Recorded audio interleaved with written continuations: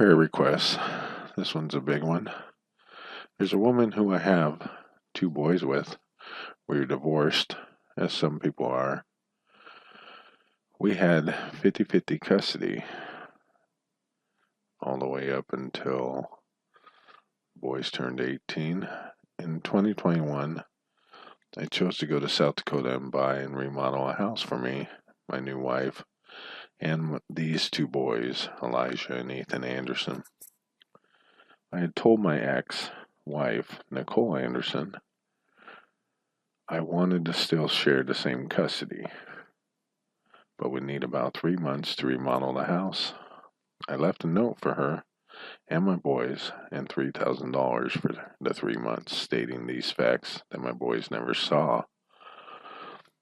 In that time, she borrowed $50,000 from her dad and took the boys and moved to Texas. She did not consent me nor the courts. There were 0 phone calls in taking the boys out of Washington State. All the while telling her family and my 2 beautiful boys that I abandoned them for another family. Nicole changed her phone number, did not allow any social media or FaceTime, and did not allow her parents to tell me where she and my boys went. I eventually got a hold of her sister, and she told me Borger, Texas. I did a recent sale search of properties sold along with names in the county records to find where they lived. In 2023, after finding out where they were, I came down and I was greeted with surprise and love from my boys. And that's what these videos are. We talked on the front lawn for about an hour, got hugs and smiles and I love yous. Planned breakfast or lunch for the next day. But when I came back the next day, I was greeted with my ex-wife Nicole telling me that no contact of the last year was the way it was going to be the next year. So I left with my tail between my legs. Since then, I bought an office and a house to live and started a painting company down here in Borger to be close to my boys.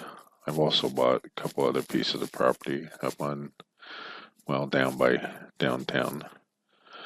I've also come down 3 more times, but had both boys run from me at their works, or my oldest tell me, we don't want y'all down here. There's also brothers and sisters, nieces and nephews they are not allowed to talk to either. I've tried everything to reach and reconnect with my boys. A loving Christian mother would want her children to have their father, a person that goes to church and prays for others but doesn't pray for her own boys. The saddest part is my 2 boys believe I abandoned them, all while being told not to pick up my calls or watch videos I made of when they were children. And I made of us 3 and all the great times we had. I've been erased, and there's no reason for this. I was a good enough father for the first 17 years, provided for everybody. All I am asking is that the whole congregation pray for Nicole Anderson to soften her heart and tell her boys it's okay to see their loving father. They need to know we all love them. Me, my first 3 kids from my first wife, and my current wife, and all the nieces and nephews, which are my grandchildren. My boys need to know they were never abandoned. We were supposed to share custody across state lines. That is what loving parents do. Please put yourself in my position. What would you do? Please pray for God to forgive her as I have forgiven her.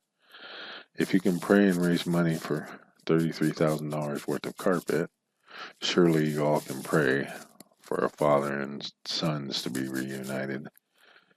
It is called Unity Baptist Church, right?